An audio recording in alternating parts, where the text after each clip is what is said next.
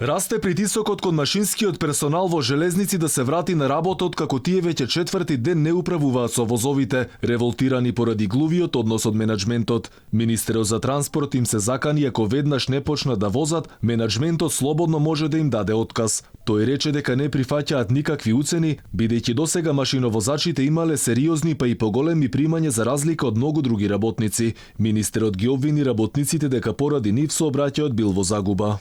Останува да се уразумат, да не се однесуваат нерационално и да продолжат да возат. Над 9 милиони денари имаат штета досега направено. Сериозно, да, за овој период. Сериозно размислуваат другите држави да го пренасочат железничкиот сообраќај преку Бугарија. Уште поголеми штети и последици.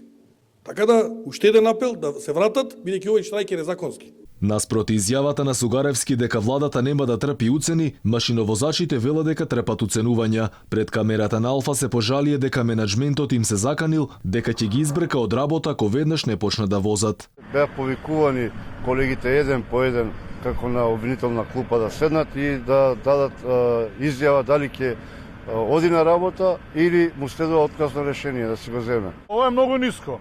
Значи да дојдеш ти да седнеш пред 6-7 директора, најнормално и да не се виновен, ќе кажеш да, виновен сум и ќе одиш на пат.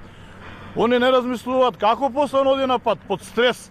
Тоа значи подобро е да затвориме фирмата и да не постојат македонски железници. Чакаровски вели дека остануваат на поставеното барање да им се исплаќа надоме за квалитет до 40% и продолжува блокадата и покрај апелите да се вратат на работа. Железничкиот сообраќај е во застој, а машинскиот персонал и натаму протестира. Бара од менаџментот да се чуе нивниот глас и да ги исполни ветувањата. Инаку на машиновозачите кои четврти ден го блокираат железничкиот транспорт, раководството им дели писмени предупредувања за прекин на договорите за работа поради неизвршување на работните обврски. Машиновозачите велат дека иако барале средба со министерот, но и со генералниот директор на железници и транспорт, барем за сега одговор нема.